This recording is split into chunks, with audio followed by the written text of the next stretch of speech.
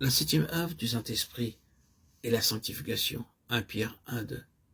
Par l'obéissance et l'aspersion du sang de Jésus-Christ. La sanctification m'aide à obéir à la parole de Dieu. Parfois Dieu nous parle et nous trouvons difficile d'obéir. Nous disons dans notre cœur, comment puis-je obéir? Mais le Saint-Esprit, en me sanctifiant, me donne du courage supplémentaire jusqu'à ce que je dise, je ne prends pas garde à ce que disent les gens, j'obéirai à mon Sauveur. Il m'a appelé pour son service à le suivre. Je lui obéirai. S'il désire m'envoyer là, j'irai là où il voudra.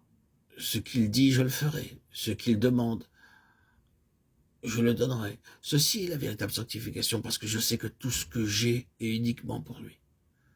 Quelquefois, nous conservons de la vaisselle à l'intention de quelques invités particuliers qui ne doivent pas être utilisés ordinairement. Il se peut que ce soit un service à café ou à thé conservé dans le placard pour un invité d'honneur. Lorsque l'invité d'honneur arrive, le magnifique service est utilisé puis rangé à nouveau. Eh bien, de la même manière, mon corps et mes facultés sont entièrement et uniquement réservés pour le Seigneur Jésus-Christ. Ils ne peuvent être donnés à personne d'autre. Ceci est la sanctification. Et avec cette sanctification, je suis capable d'obéir à mon Seigneur. Maintenant, Seigneur, demande et je te donnerai. Tout mon argent est à toi, mon temps est à toi, mon énergie est à toi. Demande. Et je donnerai joyeusement. La sanctification est aussi l'aspersion du sang de Jésus-Christ. Nous sommes constamment souillés par de mauvaises pensées en regardant une image ou en entendant quelque chose d'impur.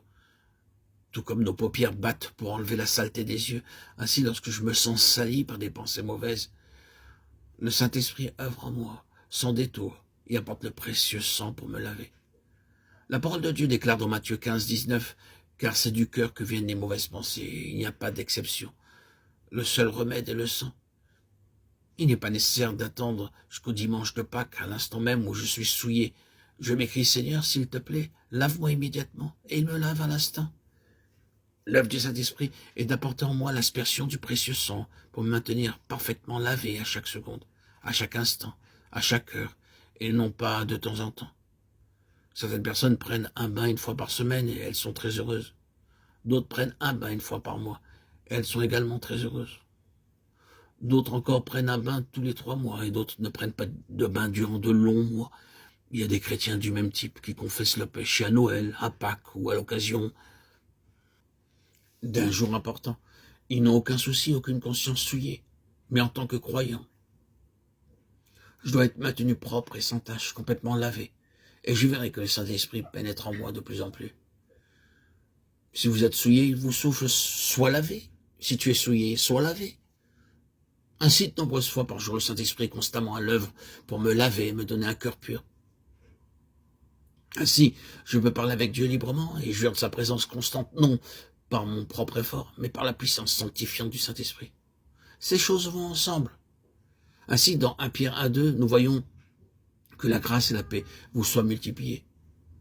Ceci résulte du fait d'être maintenu propre et pur par le précieux sang, car par le Saint-Esprit, je jouis de la grâce de Dieu à l'avance. J'ai la paix parfaite multipliée en moi, comme une rivière. Lorsque je vois que ma paix diminue, c'est pour moi le signe, tu es souillé, ta paix diminue, agenouille-toi de nouveau. Maintenant, Seigneur, lave-moi entièrement. Alors la paix revient. La première œuvre du Saint-Esprit est la régénération. La deuxième œuvre est de nous baptiser en un seul corps pour nous sentir parfaitement un avec chaque enfant de Dieu. La troisième est le sceau pour notre sûreté. La quatrième est le gage pour nous montrer notre avenir, l'héritage céleste. La cinquième œuvre est l'esprit de révélation pour me montrer mon appel céleste et le privilège de recevoir en moi la puissance de la résurrection pour tous mes besoins. La sixième œuvre consiste à être fortifié avec puissance dans l'homme intérieur pour jouir de son amour, de sa plénitude et aussi pour être enraciné en lui. La septième œuvre est la sanctification par l'obéissance et une constante purification. Amen.